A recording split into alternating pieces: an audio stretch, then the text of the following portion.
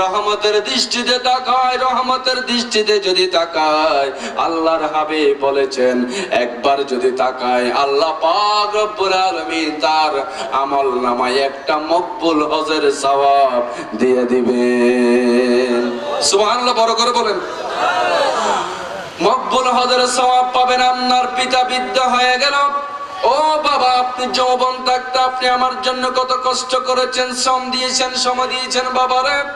ও আব্বা জান, আব্বা জান আপনার জন্য আমার কত ধোয়া, কত আর্তনাদ, কত মোনাজাত আব্বা জান। এই বলে বাবার চেহারার দিকে বারবার তাকানো, মায়ের দিকে তাকানো। আমার নবী বলেছেন যেই যুবক মা বাবার চেহারার দিকে একবার রহমতের দৃষ্টিতে তাকাবে, মকবুল হজের সওয়াব আল্লাহ রব্বুল আলামিন আপনার আমলনামায় দিয়ে দিবেন। সাহাবী জিজ্ঞাসা করলেন, হুজুর আমার আব্বা জান তো ঘরে থাকে, আমার মা তো ঘরে থাকে, হুজুর আমি যদি দিনে 10-12 টাকায়, দিনে যদি 50-12 টাকায় আমার মা বাবার চেহারা যদি দেখি, আমি যদি দিনে 100 বার যদিও তাকাই, আমাকে কি 100টি হজের সওয়াব দেবে? আল্লাহর হাবিব বলেন, ও সাহাবী শোনো, তোমার আব্বা ঘরে থাকে, মা ঘরে থাকে, এই বৃদ্ধ মা বাপ দুজন ঘরে থাকে, ওই মা বাবার চেহারাও যদি তুমি দিনে 100 বার যদিও তাকাও, 100টি হজের সওয়াব আমার আল্লাহ দিয়ে দিবেন। আল্লাহর দরবারে কি সওয়াবের অভাব আছে? ও মুরব্বিগণ, ভাইগণ, যুবক ভাইগণ, আমাদের মা বাপ, আমাদের মুরব্বি, আমাদের অভিভাবক কত বড় নিয়ামত, কেন আমরা দোয়া নিতে পারতেছি না? আল্লাহর নবীর সাহাবী, অসংখ্য সাহাবী থেকে হাদিস বর্ণিত, মা বাপ কত বড় নিয়ামত দেখেন। আল্লাহ রাসূল সাহাবায়ে কেরামরা পিতামাতার সাথে সুন্দর আচরণ করতেন। আল্লাহ পাক কোরআনুল কারীমের ভিতরে বলছেন, ওয়া ওয়াসাইনাল ইনসানা বিওয়ালিদাইহি হামালাতুহু উম্মুহু ওয়াহানান আলা ওয়াহান ওয়া ফিসালুহু ফি আমাইনি আনিশকুর লি ওয়া লিওয়ালিদাইকা ইলাইয়াল মাসির।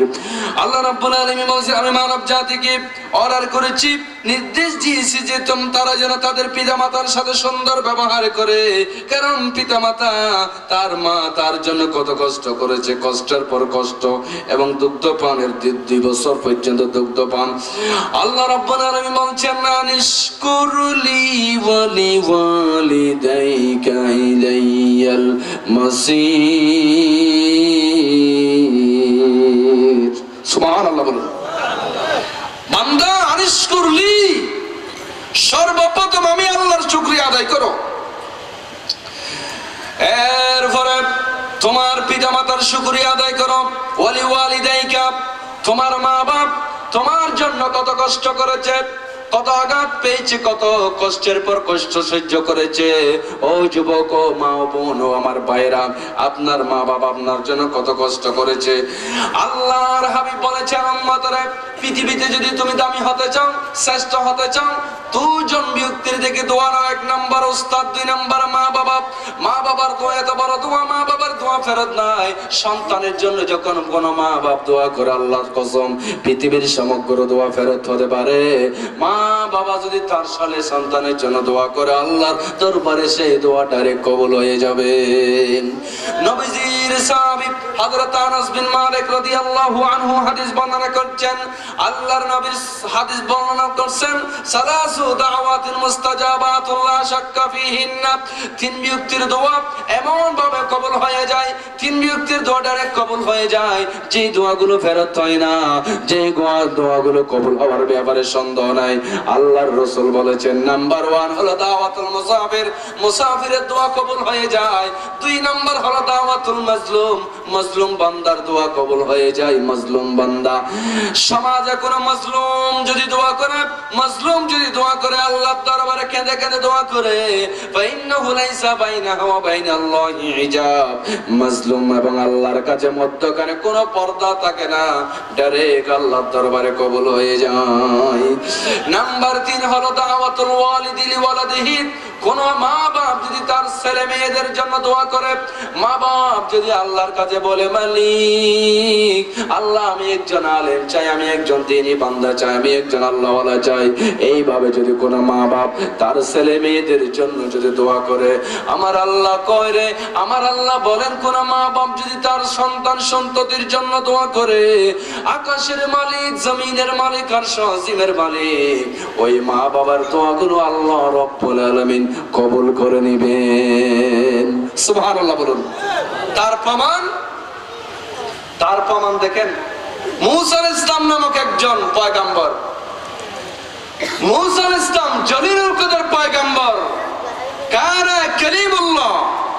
হযরত মূসা আলাইহিস সালাম একদিন আল্লাহর কাছে বলছেন, আল্লাহ, আয় আল্লাহ, কিয়ামতের ময়দানত আমি মূসার সাথে হাসর নাসর হবে দে, এমন একজন বান্দা আমি দুনিয়াতে দেখতে চাই। সুবহানাল্লাহ বলুন। আচ্ছা, কিয়ামতের মাঠে আপনার সাথে আমার সাথে কার হাসর হবে আমরা জানি? আমরা জানুন বললেন না, আওয়াজ করে জানেন? আমার সাথে আপনার সাথে কার হাসর হবে আমরা জানি না, কিন্তু মূসা আলাইহিস সালাম আল্লাহর কাছে বলছেন, আল্লাহ আমার সাথে কিয়ামতের ময়দানে কার সাথে হাসর হবে আমি একটু দেখতে চাই, আমাকে একটু দেখান, আমার একটু দেখা লাগবে। সবাই জোরে বলেন সুবহানাল্লাহ। এই জন্য হাসরের ময়দানে ভালো বন্ধু যদি পেতে চান, ভালো বন্ধু যদি আমরা পেতে চাই, দুনিয়া থেকেই ভালো বন্ধু জোগাড় করে নিতে হবে, ঠিক কিনা বলেন? আপনার সম্পর্ক ভালোর সাথে হবে, আপনার সম্পর্ক দ্বীনের সাথে হবে, আপনার সম্পর্ক আল্লাহওয়ালাদের সাথে হতে হবে।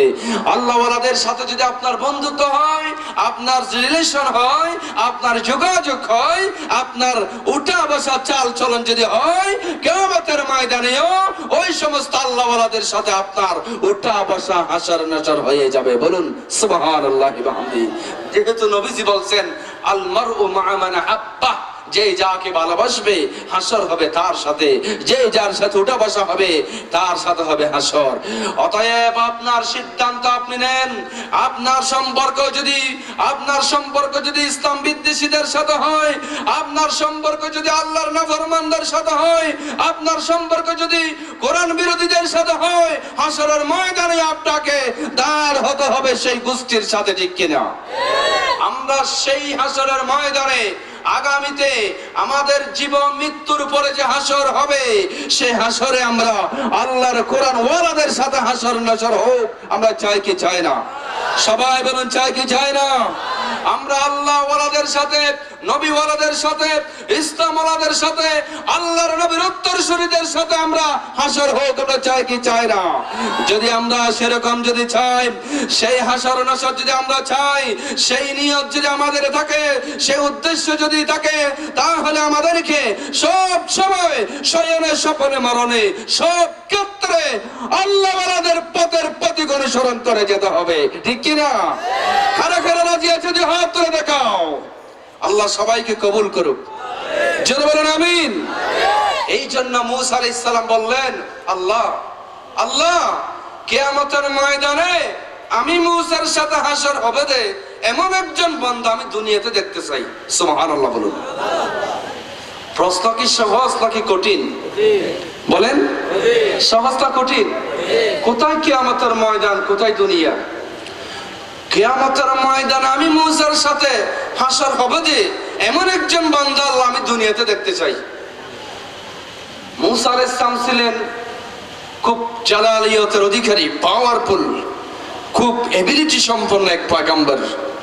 তিনি অনেক সময় সরাসরি আল্লাহর কাছে আল্লাহকে প্রশ্ন করতেন, আল্লাহ আপনি ঘুমান কি ঘুমান না, এটা আমাকে দেখতেই হবে। সুবহানাল্লাহ। আল্লাহ আমরা তো ঘুমাই, আল্লাহ তুমি আল্লাহ ঘুম আছে কিনা, তোমার ঘুম আছে না নাই, এটা আমাকে দেখতেই হবে। মূসা আলাইহিস সালামকে আল্লাহ বললেন, মূসা তুমি কি দেখবে নাকি? দেখবো আল্লাহ। মূসা আলাইহিস সালামকে বললেন, মূসা 2 গ্লাস নিয়ে দাঁড়িয়ে থাকো, 2 হাতে 2 গ্লাস পানি নিয়ে দাঁড়াও। আল্লাহর নবী মূসা 2 হাতে 2 গ্লাস পানি নিয়ে দাঁড়িয়ে রইলেন। রাত 10টা 11টা 12টা যখন বাজলো, তখন মূসা আলাইহিস সালামের এক হাত থেকে গ্লাস পড়ে পানিও শেষ, গ্লাসও শেষ। মুসা আলাইহিস সালাম জানে না। একটু পরে যখন জাগ্রত হলেন, দেখতেছেন গ্লাস একটা না একটা আছে। আবার একটু ঘুম দিলেন আল্লাহ পাক। ঘুম যখন আবার আসলো, ওই আগের গ্লাস এটাও কি হয়ে গেল। মুসা আলাইহিস সালামকে আল্লাহ পাক বলেন, মুসা গ্লাস পড়ে আই, মুসা গ্লাস কোথায়? আল্লাহ গ্লাস তো ভেঙে গেছে, জানি না ঘুম আসার কারণে।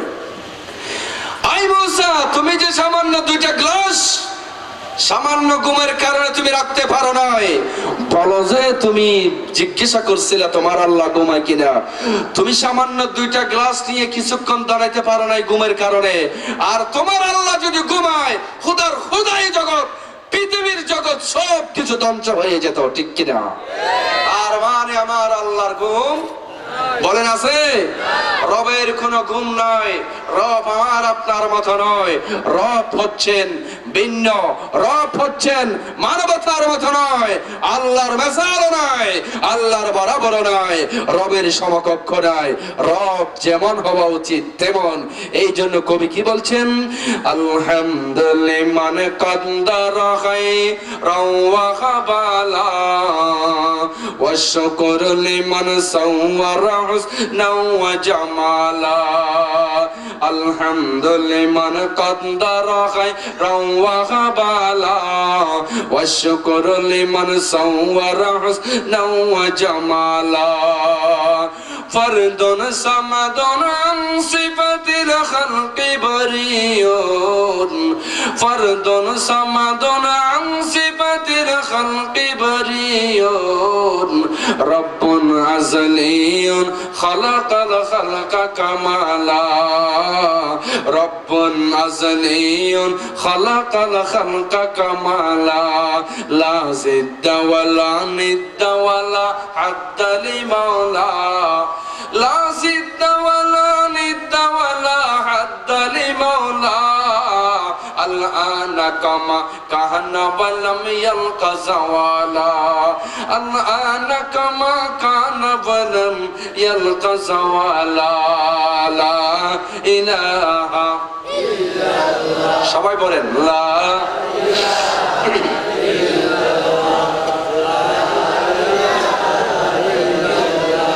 জোরে লা ইলাহা ইল্লাল্লাহ, জোরে লা ইলাহা ইল্লাল্লাহ, লা ইলাহা ইল্লাল্লাহ, লা ইলাহা ইল্লাল্লাহ মুহাম্মাদুর রাসূলুল্লাহ।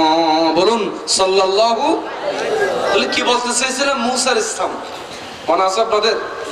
আমার আলোচনা বুঝে ফেলতে হবে, কারণ আমি কি বলছি আপনারা যদি না বুঝেন তাহলে আমার আলোচনার আর সার্থকতা থাকবে না। মুসা আলাইহিস সালাম আল্লাহকে বললেন, আল্লাহ হাসরের ময়দানে আমার সাথে হাসর হবে এমন লোক আমি দুনিয়াতে দেখতে চাই। মুসা আলাইহিস সালামকে আল্লাহ বললেন, এই মুসা, তাহলে তুমি তিন রাস্তার মাথায় গিয়ে দাঁড়িয়ে থাকো, এই দিক থেকে একজন লোক এসে আসবে, যেই লোকটা আস্তে আস্তে সন্ধ্যা বেলায় হবে, তুমি তার বাড়িতে মেহমান হবে, নিজের পরিচয় দেবে না। আপনি যে মুসা নবী এটা পরিচয় দিবেন না, পরিচয় না দিয়ে আপনি তার বাড়িতে যাবেন, তার ঘরে মেহমান হবেন, দেখবেন, পরিচয় পাবেন। সুবহানাল্লাহ। বাস এতটুকু। আল্লাহর নবী মুসা আলাইহিস সালাম তিন রাস্তার মাথায় গিয়ে দাঁড়িয়ে রইলেন। ওই লোক কোন একটা লোক আসতেছে কিনা, দাঁড়াইতে দাঁড়াইতে দাঁড়াইতে প্রায় সন্ধ্যার টাইম হয়ে গেল, বিকাল মাগরিবের টাইম হয়ে গেল। এই সময়ে একজন লোক আসতেছে, সাধারণ পোশাক পরা, মাথায় টুপি আছে, মুখে দাঁড়িয়ে আছে অল্প, সাধারণ ভাবে একজন লোক একটা এই থৈলা নিয়ে যাচ্ছে। আল্লাহর নবী মুসা আলাইহিস সালাম ওই মানুষটাকে সালাম দিলেন, আসসালামু আলাইকুম ওয়া রাহমাতুল্লাহ। ও ভাই, আমি আপনার বাড়িতে আজকে মেহমান হতে চাই, আপনি আমাকে মেহমান হিসাবে নিতে পারবেন কিনা? তখন ওই বান্দা বলল, হুজুর, আপনার মতো একজন হুজুর যদি আমি আজকে মেহমান হিসেবে পাই, এমন মেহমান হিসেবে যদি পাই আমি তো খুশি। হুজুর আসেন, কোনো সমস্যা নেই, আমার বাড়িতে আসেন। মূসা আলাইহিস সালাম নিজের পরিচয় গোপন রাখলেন। যাচ্ছেন, যেতে যেতে যেতে যেতে বাড়িতে পৌঁছলেন। মাগরিবের পর হয়ে গেল, এশারের টাইম হয়ে গেল। ওই বান্দা আল্লাহর নবী মূসাকে বাড়িতে নিয়ে মেহমানদারি করলেন, সামান্য মেহমানের ব্যবস্থা করলেন। এবার ওই বান্দা এভাবে তৈলা থেকে একটা গোস্তের টুকরা বের করলেন। গোস্তের টুকরাটা বের করে এভাবে ছুরি দিয়ে এভাবে ছোট ছোট করে এভাবে বের করে টুকরা টুকরা করে রান্না করতে লাগলো। রুটি তৈরি করলো, গোস্ত রান্না করলো। ওই ব্যক্তি কি করলো, এভাবে ফিয়ালার মধ্যে নিয়া মূসা নবীকে না দিয়ে এভাবে ফিয়ালার মধ্যে নিয়ে ঘরের ভিতরে ঢুকলেন, রুমের ভিতরে ঢুকলেন। ঢুকার পরে দেখতেছেন এখানে দোলনার ভিতরে একজন বৃদ্ধা মহিলা দেখা যাচ্ছে। ওই ব্যক্তি বৃদ্ধা মহিলা এটার কাছে গিয়ে বৃদ্ধা মহিলাকে সুন্দর করে কোলে করে নিয়ে বসাইলেন।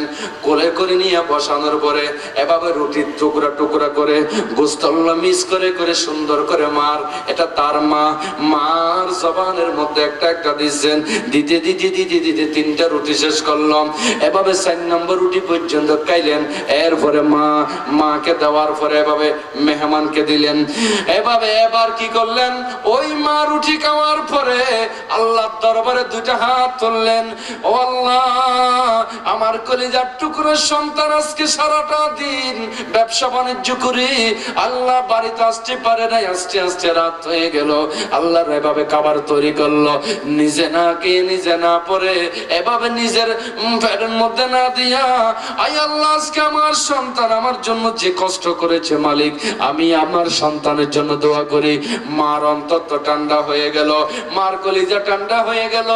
মার দোয়া এখন আল্লাহর দরবারে পৌঁছে যাবে। মা দোয়া করতে লাগলো, আই মালিক, ও আল্লাহ, আমার সন্তান আমার জন্য যে কষ্ট করেছে, আল্লাহ আমি আমার সন্তানের জন্য দোয়া করি। আল্লাহ আমার সন্তানকে এই জমানার যে মূসা নবী আছে, আল্লাহ ওই মূসা নবীর সাথে কিয়ামতের দিন হাসর নাসরের ব্যবস্থা করে দিও। জোরে বলুন সুবহানাল্লাহ, আর আওয়াজ দিয়ে বলুন আল্লাহু আকবার। মূসা নবীর নাম যখন ধরলেন, বলেন তো মূসা নবী কোথায়? ওই ঘরে। মূসা আলাইহিস সালাম এতক্ষণ মূসা নবীর পরিচয় দেয় নাই। মায়ের মুখ থেকে যখন বৃদ্ধা মহিলা আর দোলনার ভিতরে হাঁটতে পারে না, চলতে পারে না, আল্লাহ এই বৃদ্ধা মহিলার মুখ দিয়ে যখন মূসা নবীর নাম বের হয়ে গেল, আল্লাহর নবী মূসা আলাইহিস সালাম চোখ বড় বড় করলেন। হায়রে, আমার নাম কেন ধরলো? আমি তো পরিচয় কাউকে দেই নাই। আমি যে মূসা নবী, আমার পরিচয় তো আমি কাউকে দেই নাই। আমার নাম কিভাবে জানে? মহিলাটা একবার না, দুইবার না, 3 বার পর্যন্ত মূসা আলাইহিস সালামের নাম ধরলেন। আয় আল্লাহ, আমার সন্তানের হাসর নাসরটা মূসা নবীর সাথে করে দিও। আল্লাহর নবী মূসা শোনার সাথে সাথে ওই যুবককে বললেন, ও যুবকরাই, ও যুবক, তুমি একটু আমার কাছে আছো। ও যুবক, তোমার মা যেই মূসার নাম ধরলো, ও যুবক, তোমার মা যেই মূসার নাম ধরলো, আমি হলাম সেই মূসা, আমি হলাম সেই মূসা। আসো তুমি একটু আমার সাথে বা এভাবে সিনারের সাথে লেগে যাও। আমি আল্লাহর কাছে চাইতে চেয়েছিলাম, আমার সাথে যার হাসর হবে আমি তাকে দেখতে চেয়েছিলাম। আজকে আমার নিজের চোখে দেখি যে তুমি হবে কিয়ামতের ময়দানে আমার সাথে হাসর নাসর। যেরকম সুবহানাল্লাহ। তাহলে মূসা আলাইহিস সালামের সাথে হাসর নাসর হলো কার দোয়ার কারণে? বলেন তো সবাই, বলেন কার দোয়া? ও আমার মুরব্বিগণ, এই জন্য মায়ের দোয়া এত বড়, মা বাবার দোয়া এত বড়। মা বাপ দোয়া করলে ডাইরেক্ট কবুল। সম্মানিত ভাইয়েরা, বন্ধুরা, আল্লাহর হাবিবের অনেক সাহাবীর ঘটনা আছে। নবী করিম সাল্লাল্লাহু আলাইহি সাল্লাম হাদিস শরীফের ভিতরে জন্য ঘোষণা করেছেন, উম্মত, দুনিয়াতে যদি তুমি শান্তি চাও, মুক্তি চাও, তাহলে মা বাপ থেকে দোয়া নাও, মা বাপ থেকে বদদোয়া নিও না। হযরত বাইজিদ বুস্তামি রাহমাতুল্লাহি আলাইহি রাত গভীর হয়ে গেল। মা অসুস্থ বিছানায় পড়ে রইলেন। মা পানি পানি করে চটপট করছে, রাত গভীরে পানি দাও, সন্তানরে পানির ব্যবস্থা করে দাও। পানি পানি করলেন মা। এখন মা সন্তান পানির জন্য গেলেন, পানি পাচ্ছে না। রাত গভীরে গেলেন, চোখের মধ্যে পানি নাই, ঘরের মধ্যে পানি নাই, কলসির মধ্যে পানি নাই। হযরতে বাইজিদ অনেক দূরে ছুটাছুটি করে পানি আনতে আনতে মার ঘুম হয়েছে গেল, মা ঘুমিয়ে গেল, মা কার জায়গায় না। রাত গভীর হয়ে গেল, ফজর আজানে পড়ে গেল। মা বলল, সন্তান রে, এত রাত্রে তুমি থেকে এখানে দাঁড়িয়ে আছো কেন? সন্তান বলে যে মা, রাত গভীরে পানির কথা বলছেন, পানি আনতে আনতে আপনার ঘুম এসে গেল, আমি আপনাকে জাগাই নেই, কষ্ট দিই নেই মা। সন্তানের কষ্ট দেখে মা পানিগুলো খাইলেন। হযরত বাইজিদের মা পানিগুলো খাওয়ার পরে মন শান্তি, দিল শান্তি, অন্তর প্রশান্তি হয়ে গেল। হযরতে বাইজিদের মা আল্লাহর দরবারে দোয়া করতে লাগলেন, রব্বুল আলামিন, আমার বাইজিদ আমার জন্য যে কষ্ট করলো, যে মেহনত করলো, আল্লাহ আমার বাইজিদের জন্য আমি দোয়া করি, আল্লাহ আমার বাইজিদকে তুমি সুলতানুল আরিফিন বানিয়ে দাও।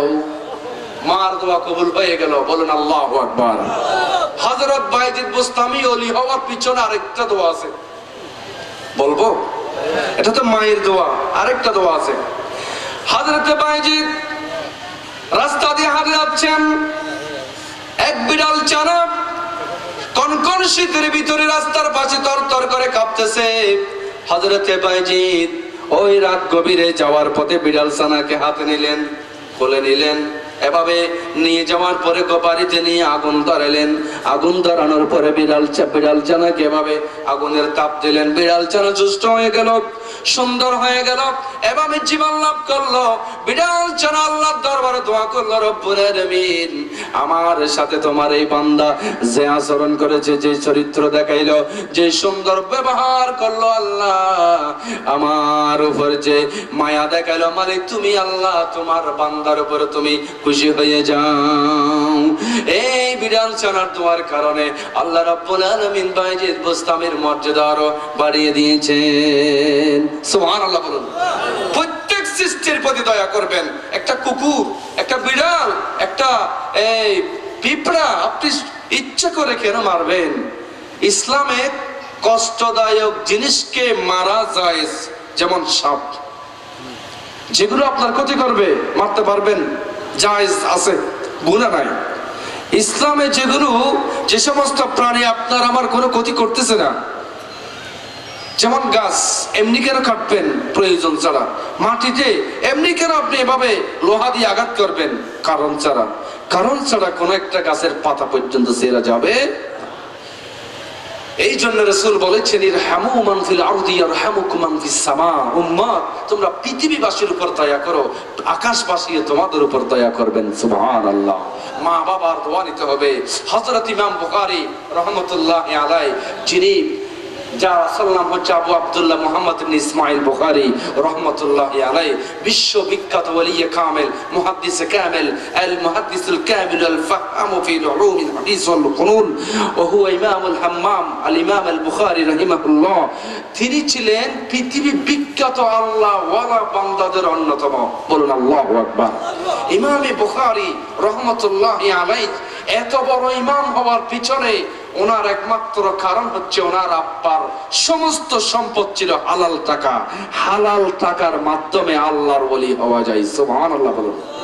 ইমাম বুখারী রাহমাতুল্লাহি আলাইহি ছোটকালে আধা হয়ে গিয়েছিল, চোখের জ্যোতি চলে গিয়েছিল। তখন মা পাগলের মতো হয়ে গেছে। মা তো মা, কষ্ট করে দিনে রাতে, ফজরে, যোহরে, আসরে, মাগরিবে সব সময় দোয়া করতেছে আল্লাহর দরবারে সন্তানের চোখের জ্যোতি ফেরতের জন্য। এখন একদিনকার সময় দোয়া করতে করতে একদিন রাত্রে ইমামে বুখারী রাহমাতুল্লাহি আলাইহির শ্রদ্ধেয় আম্মা জান রাত্রে কান্না করা অবস্থায় ঘুমিয়ে পড়লেন। সন্তানের চোখের জ্যোতি নেই, চোখের জ্যোতি চলে গেল। এই অবস্থায় মা অস্থির হয়ে রাত গভীরে ঘুমিয়ে পড়ল।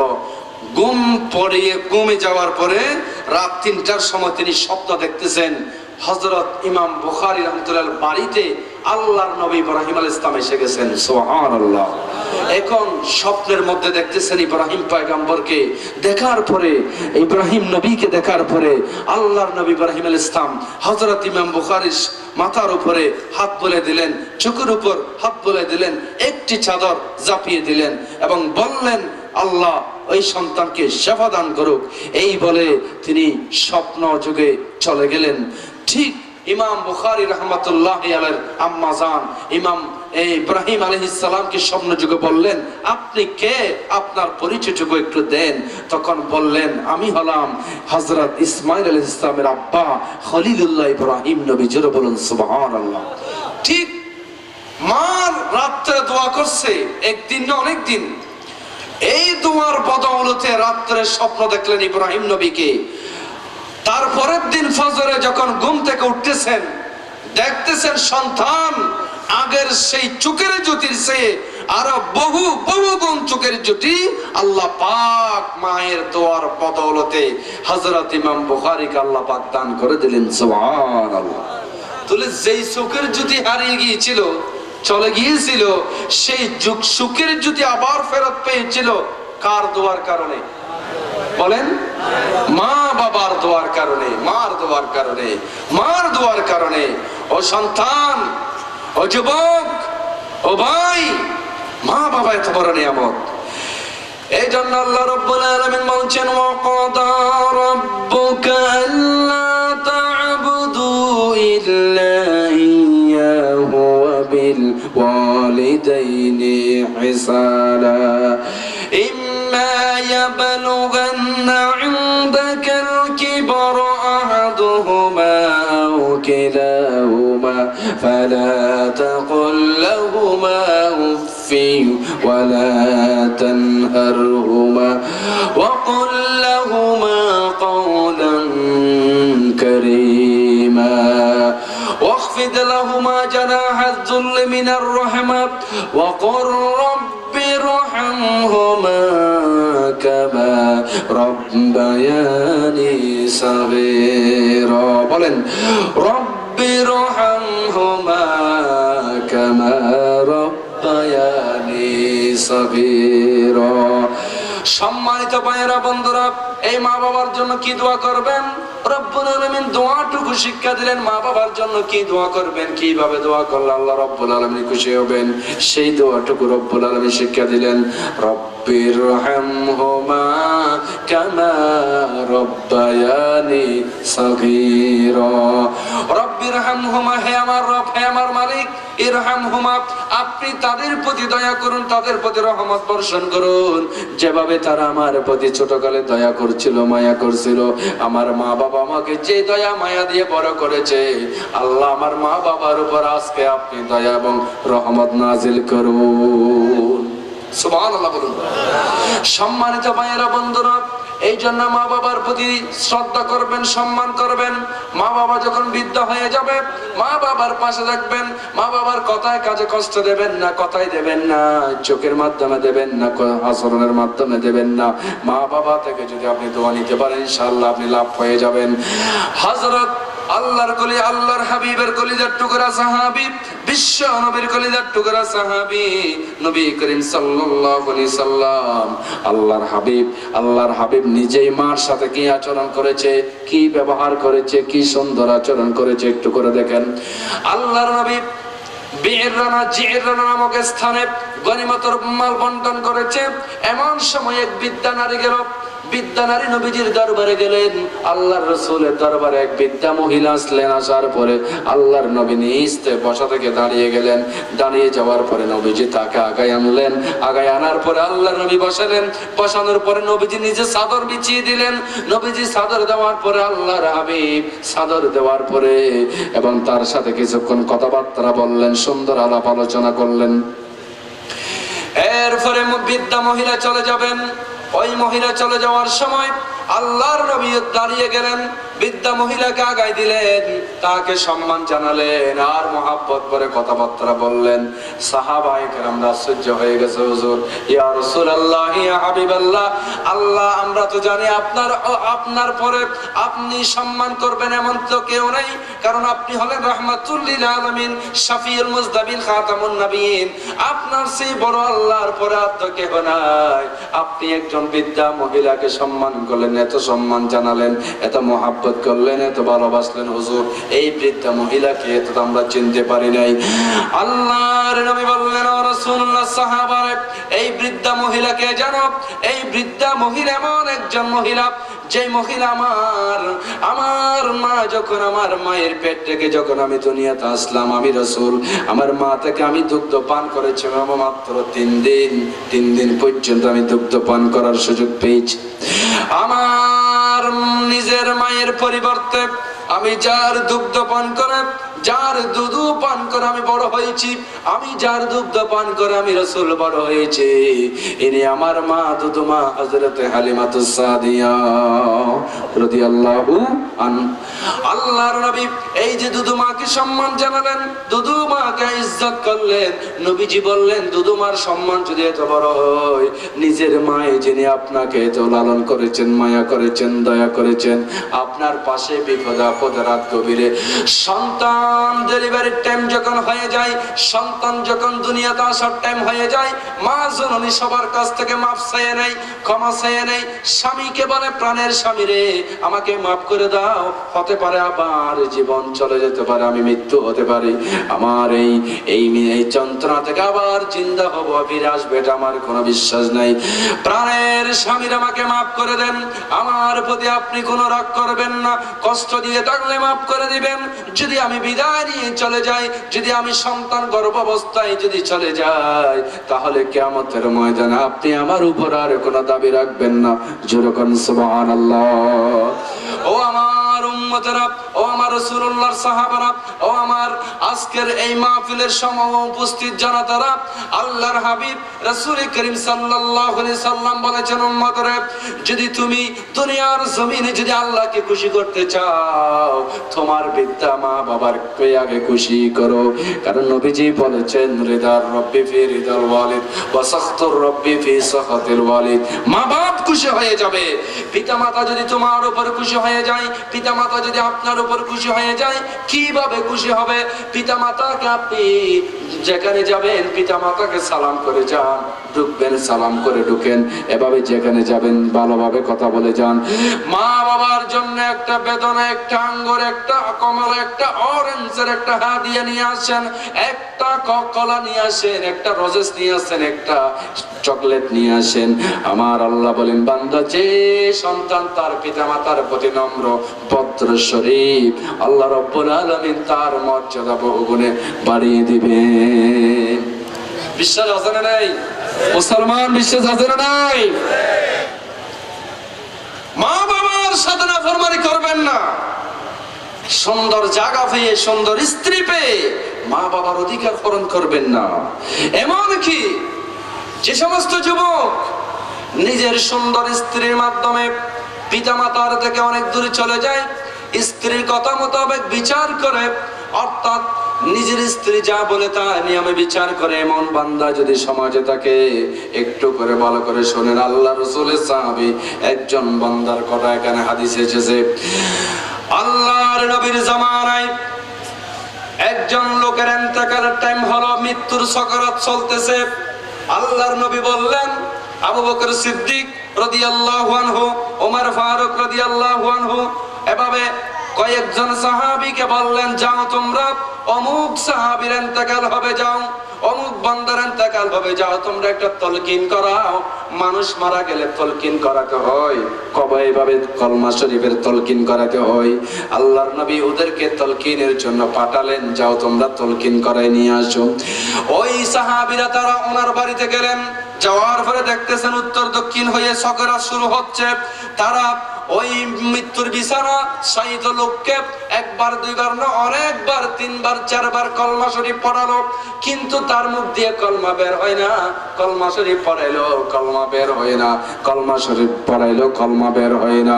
আল্লাহর নবীর কাছে বলা হলো, হুজুর আমরা এতবার বলছি উনি কলমা পড়তে পারে না, কলমা মুখ দিয়ে বের হয় না। আল্লাহর নবী নিজে গেলেন, বিশ্ব নবী রাহমাতুল লিল আলামিন সরওয়ারে কায়নাত জনাবে মুহাম্মদুর রাসূলুল্লাহ বলেন সাল্লাল্লাহু আলাইহি ওয়াসাল্লাম, আল্লাহর রাসূল রহমতের নবী নিজে গেলেন, ওই ঘরে গেলেন তালকিন করার জন্য। ওই ঘরে যখন গেলেন, এখন নবীজি নিজে বসলেন, এবার বললেন যে লা ইলাহা ইল্লাল্লাহ পড়তে বললেন, দেখতেছি পড়া যায় না। ওই বান্দার মুখ দিয়ে কালমা বের হয় না। আল্লাহর নবী বুঝতে পারলেন ঘটনা কি, সমস্যা কোথায়, রোগ কোথায় বুঝতে পারলেন। নবীজি ওই বান্দার মা যে মারা যাবে তার মাকে ডাক দিল, ও মুখের মা তুমি জীবিত আছো নাকি? সবাই খবর দিল হুজুর তার মা জীবিত আছে। রাসূলুল্লাহ সাল্লাল্লাহু আলাইহি সাল্লাম তার মাকে ডাকলেন, বললেন, প্রশ্ন করলেন, ও মুখের মা, ও আলকামার মা, তোমার সন্তানের ব্যাপারে তুমি বলো, জানো তোমার সন্তান কি আমল করেছে, কি করেছে একটু করে বলো। তোমার সন্তান আজকে মৃত্যুর সময় কলমা কেন পড়তে পারতেছে না? আমরা হাজারবার চেষ্টা করেছি, আমরা অনেকবার চেষ্টা করেছি, এরপরে মুখ দিয়ে কলমা কেন বের হয় না? ও আলকামার মা একটু করে বলো না, মনের কথা আমাকে খুলেই বলো। হযরতে আলকামার মা আল্লাহর নবীর সামনে বললেন, হুজুর, ইয়া রাসূলুল্লাহ, ইয়া হাবিবাল্লাহ, আমার সন্তান তো ভালো ছিল, আমার সন্তানের চরিত্র খুব সুন্দর, খুব ভালো, খুব এভাবে প্রশংসনীয়। আমার সন্তানের ব্যাপারে আমার কোনো অভিযোগ নাই, আমি মা হিসেবে আমার কোনো অভিযোগ নাই। তবে আমার সন্তানের ব্যাপারে একটা কথা আমি বলতে পারবো, সেটা হলো কি জানেন? ইয়া রাসূলুল্লাহ, ইয়া হাবিবাল্লাহ, আমার সন্তান, আমি মায়ের খুব ভক্ত ছিল, খুব অনুরাগী ছিল, খুব মহব্বতের ছিল। আমার সন্তানের স্ত্রী ছিল, আমার সন্তানের স্ত্রী যা বলতো তাই শুনতো, যা বলতো তা নিয়ে বিচার করতো। আমি যে মা দুনিয়াতে বেঁচে আছি, আমার কোনো কথা শুনতো না, আমার কোনো অধিকার আদায় করতো না। আমি মায়ের উপর নির্যাতন করতো, অত্যাচার করতো, মুখের কষ্ট দিত, খাবার কষ্ট দিত, শুধু তার স্ত্রীর কারণে।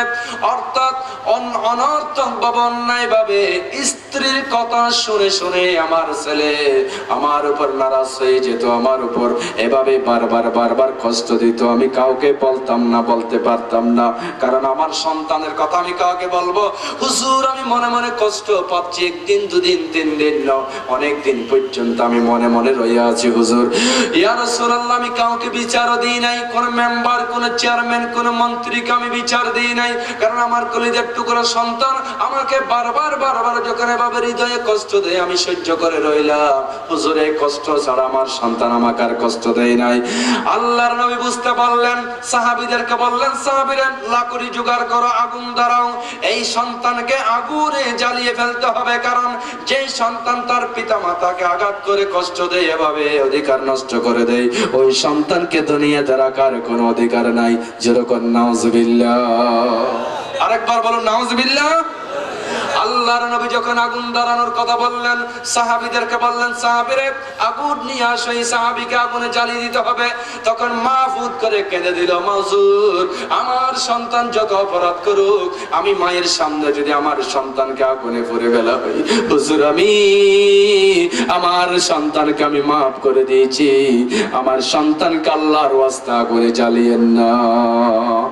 মা যখন বলল, হুজুর আমি মাফ করে দিয়েছি, এই কথা বলার সাথে সাথে হযরত আলকামা রাদিয়াল্লাহু আনহুর মুখ দিয়ে কলমা শরীফ বের হয়ে গেল, লা ইলাহা ইল্লাল্লাহু মুহাম্মাদুর রাসূলুল্লাহ সাল্লাল্লাহু আলাইহি ওয়াসাল্লাম।